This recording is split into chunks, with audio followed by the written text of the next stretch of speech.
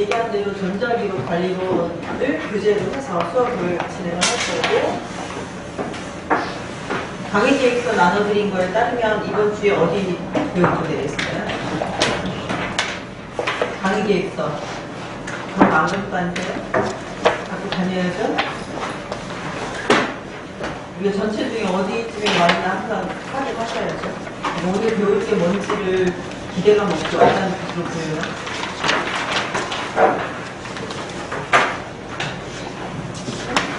여러분이 그 한 학기 동안 내는 등록금 나누기, 과목수 나누기, 매주, 신입주 나누기 시간 한번 해보세요. 1시간 동안 얼마를 지불하고 있는지. 그러면 최소한 그 수업에 들어갈 때, 나 오늘 정말 엄청난 걸 배우고 있구나. 내가 정말 낯설고 잘 모르는 영역인데 오늘은 이걸 배우겠구나. 이런 기대감을 가지고 와야 정상이죠.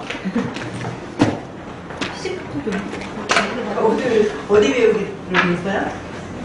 공공기관의 전자기록 생산과 환경과 시스템이라고 되어 있네요. 그리고 1장의 1절, 2절 이렇게 되어 있어요. 그리고 1장의 1절, 2절, 1부를 배울 건데 이거를 뭐 책을 보면서 그거를 수준을 보는 그런 방식은 너무 좀 유치하잖아요. 그죠?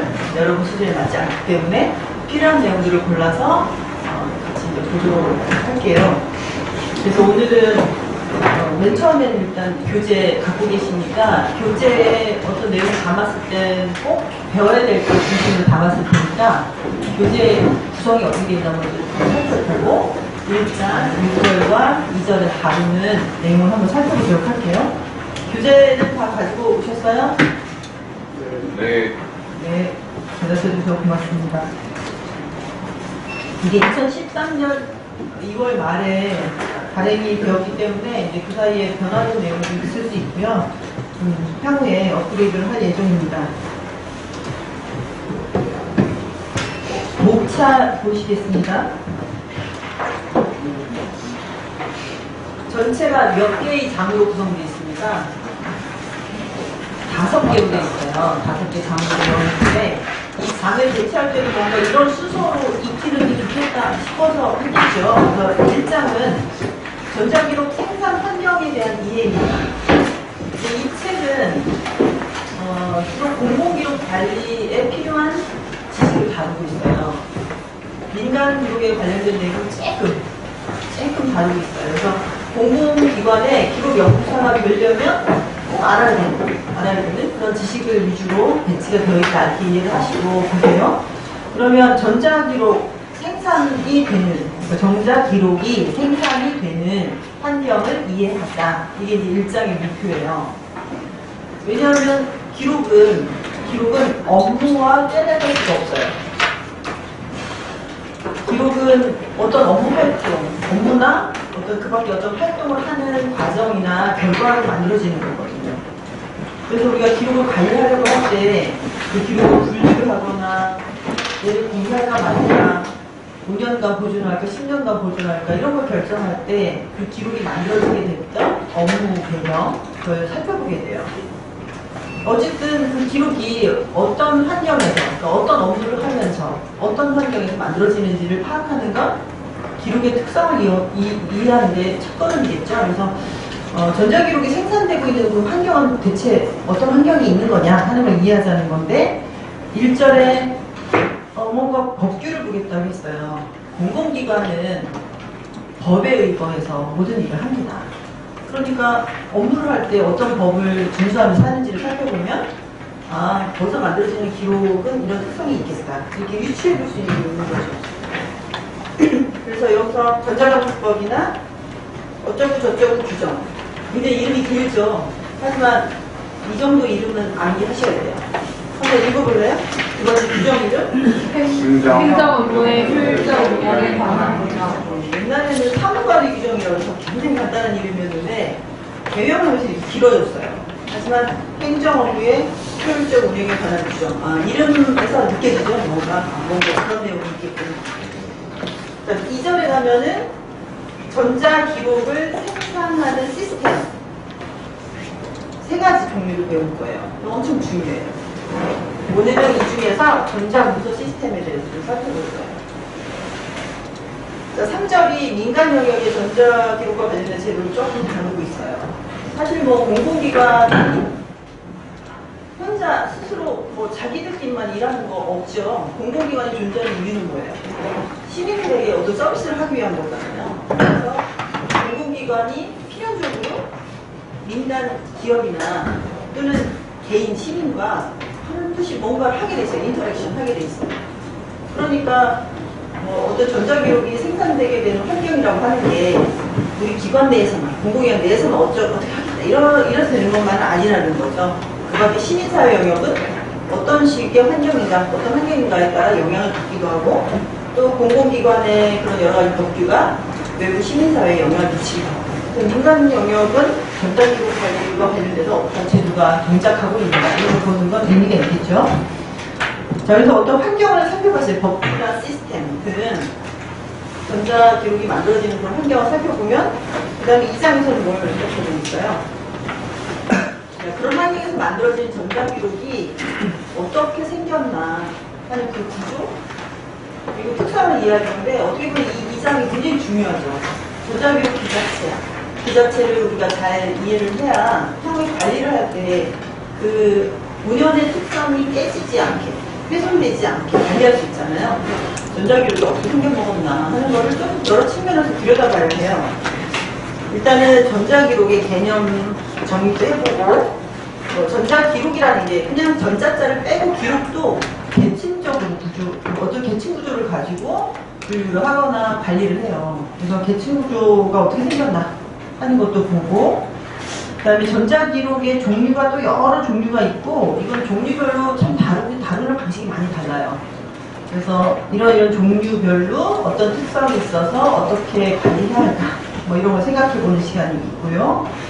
그 다음에 전자기록이 품질 좋게 잘 보존되고 관리되려면 어떤 특성이 고려되어야 하나 하는 4가지 이게 법령에도 나오는 용어들이에요. 이 각 용어가 의미하는 게 뭔지 그리고 실제 실무에서 이런 뭐 진본성, 무결성, 신뢰성, 이용 가능성을 보장한다는 게 무슨 의미인지 뭐 이런 거를 한번 생각해보는 시간이에요. 이 장이 굉장히 중요하죠. 자, 3장은 그런 전자기록, 그런 특성을 갖고 있는 전자기록을 관리하는 절차에 대해서 살펴보는 거예요. 그래서 이렇게 관리를 하자라고 할 때는 뭔가 기준이 필요해요. 그래서 그 기준에 해당하는 국제 표준들도 좀 살펴보고요. 그리고 기록 관리에 관한 또 법령이 있어요. 그래서 공공기관들은 전자기록 관리할 때 이 법령에 따라서 하게 되죠. 근데 법령도 살펴보고 또 국가기록원이 주도해서 만든 표준 운영 절차라고 하는 매뉴얼 같은 게 있어요. 그것도 살펴보고 이 3장은 뭐 이렇게 깊숙하게 다루진 않을 거예요. 왜냐하면 여러분이 수업을 전자기록 관리로 말고도 분류기술 수업도 듣고 생각이 안 나네. 또 뭘 듣지? 서비스로도 듣고 여러 가지 수업 듣잖아요. 그런 데서 이렇게 여기에 관리 절차의 부분을 더 자세히 배우거든요. 그래서 여기서는 전자기록과 관련해서 꼭 짚어야 될 것들 중심으로 간략하게 짚고 넘어가는 챕터예요. 4장에 가면 전자기록 시스템, 설계 시스템. 어쨌든 명지대 대학원에 들어온 이상 DB 수업도 들어야 되고 프로그래밍 수업도 들어야 되고 시스템도 하나 만들어야 되고 뭐 그 정도 실력이 되면 전자기록 시스템 설계는 그죠 가능해지겠죠. 네, 그런 걸 저희가 이제 바라고 교과목을 배치를 한 건데 전자기록을 우리가 관리하려면 시스템이 필요하죠. 왜냐면 전자적으로 만들어놓는데 그걸 주머니에 넣고 다니겠어요. 어쩌겠어요. 시스템이 필요합니다. 그래서 전자기록 관리하기 위한 시스템을 그 시스템은 어떤 기능을 갖춰야 되는지도 생각해 봐야 되고 또 여러분이 나중에는 좀 더 훌륭한 시스템을 좀 만들 수 있어야 돼요. 그래서 일반적으로 시스템을 만들 때 어떤 절차를 거치는지 방법론 같은 것도 살펴보고 또 해외에서는 이런 기록관리 시스템을 만들 때 뭐 이런 요건을 갖추도록 하자 해서 만드는 표준들이 있는데 어떤 표준들이 있는지 살펴보고 현재까지 뭐 국가기록원이나 대통령 기록관 또는 각 공공기관의 기록관리 시스템 등등 해서 뭔가 기록 시스템이 만들어졌던 게 있어요. 그래서 그런 사례도 살펴보고 이 사장을 자주 지구해하고 좀 힘들어하는 경향이 있습니다만 이런 시스템이 이게 존재한다. 그런 이름들은 기억을 할 필요가 있어요. 자, 5장에서는 전자기록의 장기보존 이슈를 다룹니다. 전자기록은 그 특성상 뭐라고 해야 되나 장기보존이 굉장히 힘들어요. 여러 측면인데 한 가지 예만 들어도 여러분이 지금 90년대생도 많고 한데 90년대 초반 뭐 이런 때는 보석글이라는 워드 프로세서 프로그램이 있었어요. 아래 한글처럼 보석글이라는 게 있었어요. 들어본 사람? 왜 그런 거 같아요? 어디 틀린 줄 알았네. 그러면 제가 뭐 옛날에 보석글을 작성하고 문서가 있었다. 지금 발견했다. 발견하기가 쉽진 않아요. 그냥 그걸 발견하려면 아마 5.25인치 플로피 디스크에 담긴 상태로 발견이 될 가능성이 높아요. 그랬을 때 그거를 어떻게 볼 수 있을 것인가? 첫 번째, 5.25인치 플로피 디스크를 꽂을 디스크 드라이브가 존재하는가? 우리 주변에는 없어요. 뭔가 어딘가 컴퓨터 박물관에 있을 것 같은데 서로 그거를 넣어서 디렉토리 안에 그 보석글 파일이 있구나 하는 걸 알았다 하는데 걔를 더블 클릭하면 그게 열릴까요? 안 열리겠죠. 그걸 열어줄 수 있는 소프트웨어가 없기 때문에. 그래서 실제 전자기록물 객체라고 볼 수 있는 컴퓨터 파일은 남길 수 있는데 그게 보존되었다 하더라도 이제 그거는 컴퓨터 환경과 소프트웨어가 있지 않으면 열어볼 수 없다는 거예요. 그게 불과 10년, 20년만 돼도 그렇게 될 수 있다는 거예요. 지금은 굉장히 사람들이 많이 사용하는 어떤 포맷이 있는데 10년 뒤엔 그 포맷이 갑자기 사라질 수도 있어요. 그렇게 명료하는 포맷이 많거든요. 그럼 굉장히 중요한 어떤 내용을 특정한 포맷으로 해서 저장을 했는데 10년 뒤에 그걸 읽을 수 없게 돼요. 그래서 그런 여러 가지 상황들 때문에 장기 보존 문제가 굉장히 큰 이슈가 돼요. 어떤 국가기록원에서 예를 들어 엄청난 몇백만 건의 컴퓨터 파일을 갖고 있었는데 그 포맷을 갑자기 다 못 읽게 되었다. 그건 완전 재앙이죠, 재앙. 장기 보존 전략에 여러 가지가 있어요. 그래서 해외 여러 나라들도 그런 전자기록의 장기 보존을 어떻게 해야 되나 여러 가지 고민을 많이 합니다. 마이그레이션 전략, 에뮬레이션 전략, 인캡슐레이션 전략 등등 그 전략들이 있는데 그런 내용을 좀 살펴보고 현재 공공기록관리에서 채택한 장기보존 전략의 내용에 대해서도 좀 살펴볼 거예요. 결국 기록관리 기관은 여러 위험에 처할 수 있는데요. 특히 이제 디지털 환경에서는 해킹이라든가 사이버 테러라든가 이런 거 잘못 막지 못하면 대량의 전자기록물을 팍 한꺼번에 유실할 수 있죠. 그런 것들을 막기 위해서는 어떻게 해야 되나. 그런 걸 업무 연속성 또는 그런 위험을 미리 좀 이렇게 평가를 해서 대비하는 거 이런 것들이 필요하지 않겠나 하는 그런 내용을 살펴볼 겁니다. 정말 흥미진진하겠죠? 그렇다고 해주세요. 네, 그럼 이제 1장부터 들어가보도록 하죠.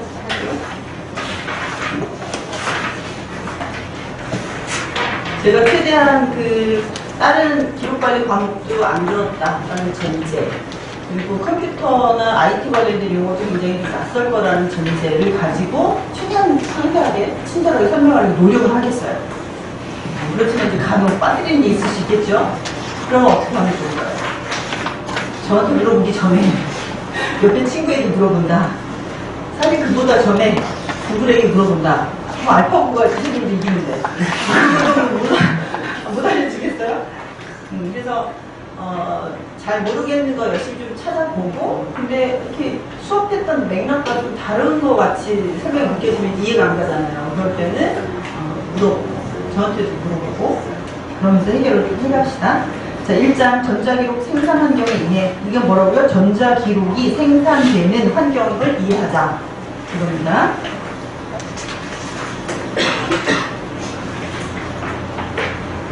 책에 나와 있는 내용을 대략 살펴보면 1절에 전자기록이 생산되는 것과 관련되어 있는 법규를 좀 살펴보려고 하는데 그 중에 하나가 전자정보법이에요. 그러면 여기서 여러분이 알아야 될 건 전자정보법이라는 게 대체 뭐냐? 뭐 이런 걸 알아야 되겠죠? 그래서 전자정부가 뭔지 부터 알아야겠죠? 여기 전자정부란 해서 법령에 나와 있는 대로 설명을 해놨어요. 전자정부란 뭐라고 되어 있어요? 정보기술을 활용하여 행정기관이 공공기관의 업무를 전달하여 공공기관 상호 간의 행정 업무 및 국민에 대한 행정 업무를 효율적으로 수행하는 정보를 말한다. 좀 길긴 한데 의도는 알겠어요. 그죠? 좋은 거예요. 좋은 거예요. 근데 이 전자정부가 나올 수밖에 없었던 배경은 이해가지 않아요? 모든 세상이 정보화가 되고 대부분의 업무를 컴퓨터 시스템을 이용해서 하려고 하고 그걸 안 하면 뒤처지잖아요. 효율성이 떨어지기 때문에 경쟁이 안 되거든요. 그러면 이제 정부도 뭔가 이렇게 전자화된 시스템, 정보화된 시스템 그런 환경을 갖춰서 시민들에게 어떤 서비스를 할 때도 이게 원활하게, 빠르게, 신속하게, 정확하게 이렇게 하고자 하는 그런 거고 정부 기관 내부에서도 서로 이제 소통을 많이 해야 되는데 그것도 빠르고 정확하고 신속하게 하겠다. 그래서 전체적인 효율성을 높이겠다라는 거죠. 그래서 그렇게 모든 업무를 좀 더 전자화해서 빠르고 신속하게 잘하는 효율적인 정부, 그걸 이제 전자정부라고 했기 때문에 여기 첫 번째 정보기술을 활용한다라고 하는 게 중요한 거예요. 정보기술을 활용해서 하기 때문에 전자정부인 거예요. 그러면 정보기술을 활용해서 이렇게 전자정부가 된다는 거는 어떤 변화일까요? 여러분은 너무 젊어. 저는 그런 거 다 봤잖아요. 예를 들면 제가 회사 다닐 때 처음에 회사에 신입사원으로 입사를 하면 직무교육 같은 걸 봤는데 그중에 공통 직무교육이 뭐냐면 결제 받는 방법 이런 거 배워요. 그럼 이제 서식이 있어요. 그래서 하다못해 출장을 가든 휴가를 가든 그리고 휴가를 가고 싶으면 휴가원이라는 게 있어요. 그래서 그 용지를 총무나 이렇게 그때는 여직원들이 많이 있었어요. 여직원들 이렇게 받아와요. 그러니까 거기다 서식에 막 채우는 거죠. 언제 뭐 휴가를 내고 싶다. 근데 그게 월차냐, 연차냐, 뭐 병가냐, 뭐 이런 거를 쭉 적어요. 그래서 그 위에 보면은 내가 휴가 가겠다고 딱 써놓고 책상에 딱 놓고 가면 돼요? 그럼 안 되죠.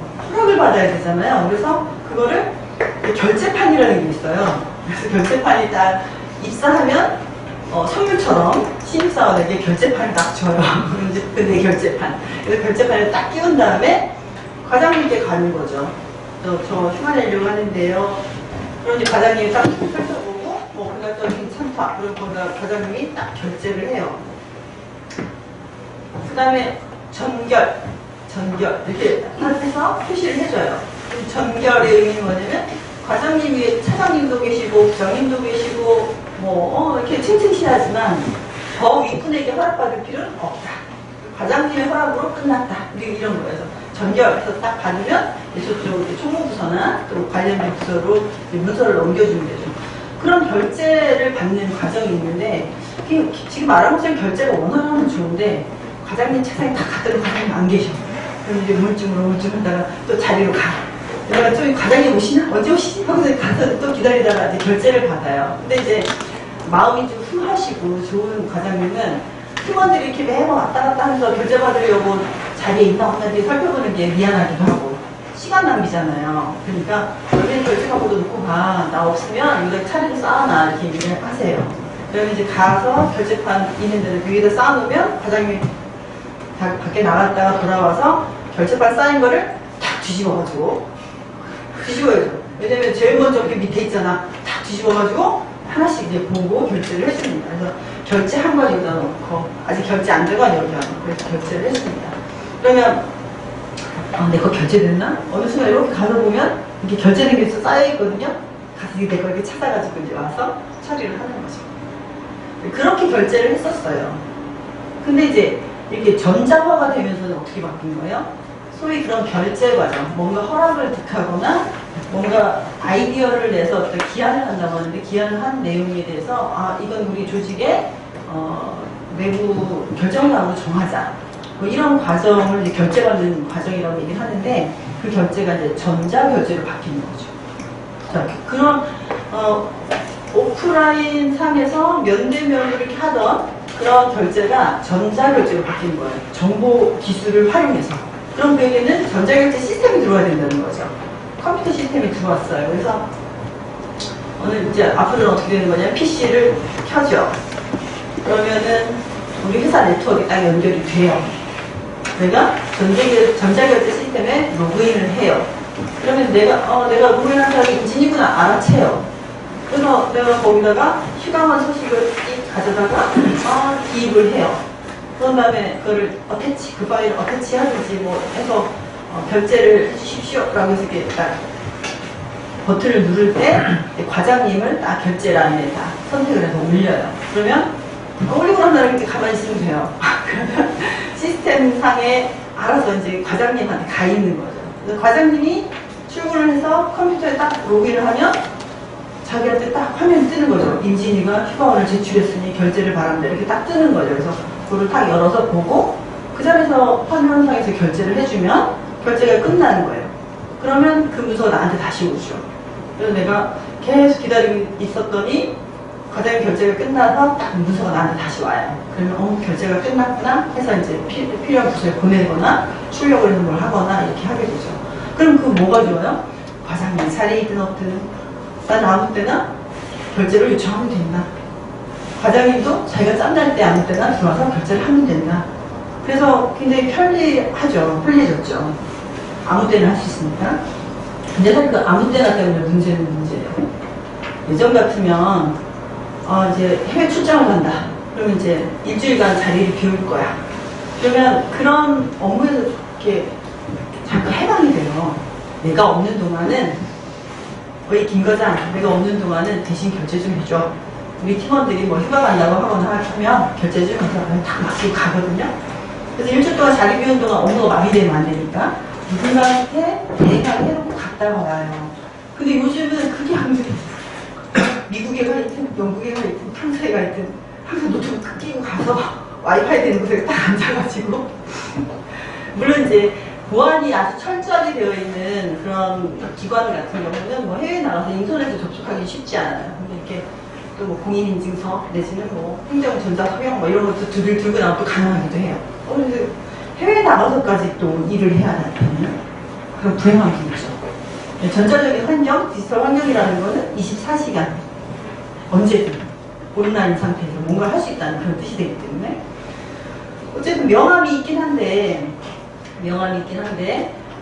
정보기술을 활용해서 뭔가를 한다는 것은 그걸 하기 전과 굉장히 다른 문화와 프로세스가 돼요. 굉장히 큰 차이가 있어요. 사실은 이제 얼굴을 보고 결제를 해줄 때는 이렇게 눈빛만 봐도 결제를 해줄 것 같아. 결제 안 해줄 것 같아. 그럼 뭔가에 또 다른 소통이 있거든요. 근데 이제 시스템으로 할 때는 다들 뭐만 봐요? 모니터만 봐. 상대방의 얼굴을 안 봐. 모니터만 보고 하기 때문에 이분이 기분이 좋은지 나쁜지 어떤 건지 잘 몰라요. 그래서 뭔가 사람들을 대하는 방식도 상당히 좀 문화적으로 달라지는 것 같고 좀 그런 건 있어요. 그게 좋다 나쁘다 말은 못하고 이렇게 정보화가 많이 돼서 예전에 면대면으로 오프라인으로 하던 일들이 정보화가 돼서 시스템을 이용해서 하게 되면서 그게 사람들한테 심리적으로 또는 인식에 어떤 변화를 가져오고 있는가 하는 것에 대한 연구가 굉장히 많았어요. 장단점이 있습니다. 근데 어쨌든 좋은 점도 꽤 있는 걸로 판단이 됐고요. 어쨌든 우리나라의 전자정부가 공공기관에 일하는 그 방식이나 문화 측면에서 어떤 변화를 가져왔는지에 대해서도 뭐 좀 살펴볼 필요가 있을 것 같아요. 어쨌든 효율성을 좀 꾀하려고 했다는 거 기억을 해주시고 그 근간에 보면 전자정부법이라는 게 있다. 법을 만들어서 전자정부를 촉진시켰어요. 2001년도에 전자정부 구현을 위한 행정 업무 등의 전자화 촉진에 관한 법률. 길다. 근데 내용은 알겠네요. 전자정부를 구현을 하고 싶다. 근데 그 방법 중에 하나가 행정 업무 등을 전자화를 촉진해야겠다. 그래서 그걸 하기 위한 여러 가지 법률을 만들었다는 거죠. 그 뒤에 전자정부법이라고 이름이 바뀐 게 언제예요? 2007년이라고 나와 있네요. 2007년도에 법을 이름을 간편하게 바꿔서 너무 좋아요. 전자정보법 딱꼭 떨어지죠. 그래서 현재 법 체계가 마련이 되었다고 되어 있고, 또 여러 가지 법 조문에 뭐 굉장히 특징적인 여러 가지 얘기가 많아요. 굉장히 많은 얘기가 있어요. 그 중에 몇몇 가지 봤으면 좋겠는 게 여기 전자관인이라는 말이 중간에 나와요. 그렇죠? 전자관인. 전자관인을 행정 전자서명으로 명칭을 변경했다. 그리고 사용 범위를 확대했다. 이런 얘기가 나와요. 관인이라고 하는 건 그 기관의 도장이에요, 도장. 여러분도 인감 도장 다 갖고 있죠? 그래서 인감 도장을 언제 써요? 굉장히 중요한 순간에 써요. 중요한 계약을 하거나 할 때. 특히 예를 들면 뭐 집을 사고 팔고 할 때. 그때 내가 정말 그 거래를 행하는 당사자입니다.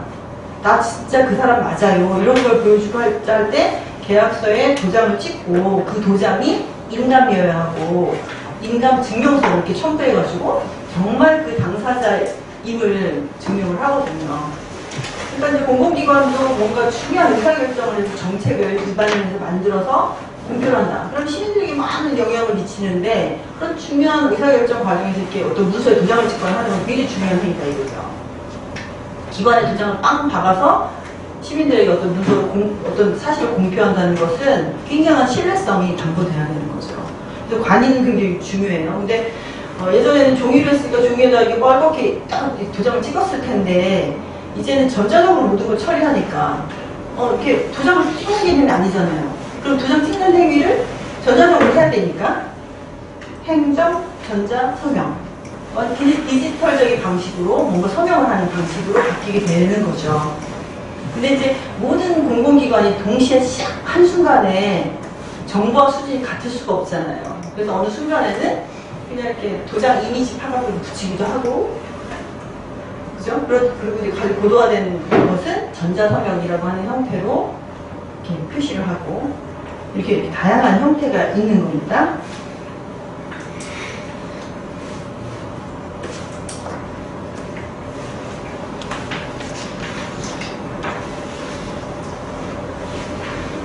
자, 전자정보법 안에 용어 정의를 해놓은 것 중에 우리 기록관리와 연관된 용어들이 있어요. 그래서 행정정보라는 말을 정의를 해놨어요. 행정기관이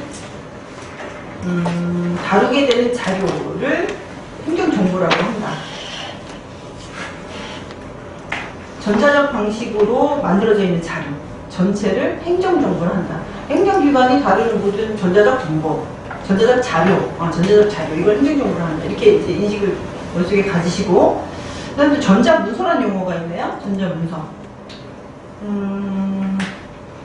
전자적인 형태로 작성된 표준화된 정보를 말한다.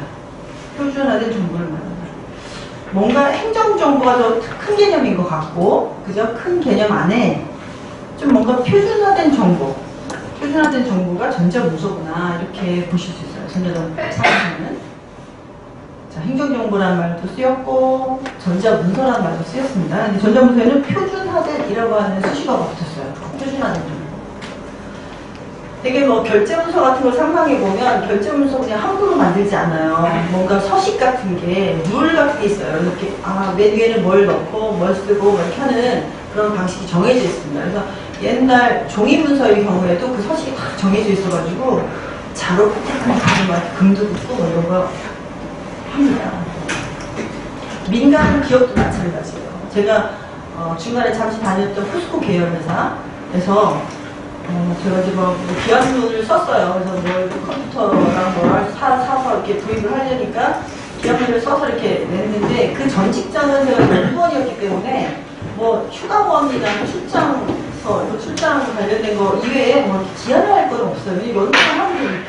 프로그래밍 하고 하면 되니까. 근데 갑자기 뭔가 지원부서에서 구매를 하려고 하니까 뭘 사겠다고 막 자꾸 써야 되는 거예요. 그래서 열심히 막 궁립해갖고 써서 결제판에 예쁘게 받쳐가지고 과장님께 딱 드렸거든요.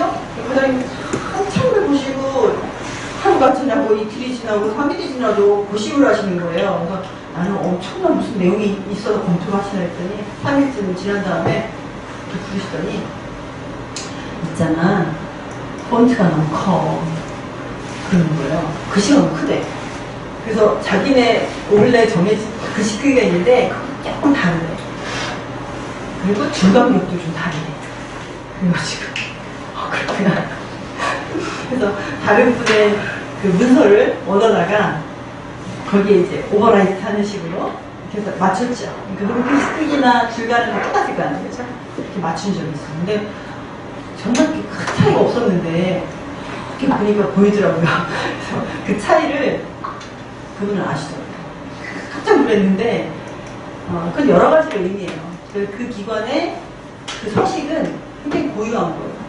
이제 나중에 그런 거 뒤에 이장 가면 그런 얘기해요. 서식이라는 거. 여기 칸도 그 결제 칸에 뭐 누구 과장 뭐 사인 들어가고 뭐 부장 뭐 이렇게 전결 표시되어 있고 이렇게 밑에 뭐 기관명 들어가고 뭐 직인 찍힌 위치가 어디고 뭐 이런 서식이죠. 전체적인 구조. 이 구조가 기록의 일부냐, 어떤 기록을 구성하는 어떤 일부냐, 특히 진본성을 판단하는데 중요한 요소냐, 뭐 이런 것들 논의가 좀 되거든요. 왜냐하면 그 문서의 서식은 함부로 바뀌지 않아요. 이렇게 관리가 돼요. 그리고 전국 공공기관도 사무관리 규정, 그 다음에 그 뒤에 바뀐 규정 이름이 뭐였죠? 사무관리 규정이 뭘로 바뀌었다고요? 행정 업무의 효율적 운영에 관한 규정. 거기에 서식이 다 정의가 되는 거예요. 그래서 그 서식이라는 건 되게 중요해요. 중요하고, 그 서식의 변천사가 있고, 그 올해 그 기관을 다니신 분들은 옛날 문서 다 보고 서식만 봐도, 아, 이거 어느 시절 거. 라고 하는 걸 알아요. 그래서 여러분 나중에 국가기록원의 공문서들, 이 옛날 것들 보실 때도 그 서식의 변화를 이렇게 보시면 재밌어요. 심지어 이제 옛날 문서는 손으로 썼을 거 아니에요. 모든 기한을 손으로 했겠죠. 어느 순간 타자기를 썼겠죠. 어느 순간 컴퓨터로 프린트아웃 했겠죠. 그런 변화들을 보실 수가 있어요. 자, 전자화 문서. 전자화 문서는 뭐예요? 전자화 시킨 문서니까 전자적이지 않았던 아날로그, 종이, 뭐 이런 상태의 문서를 우리가 소위 스캐닝 한다고 그러죠?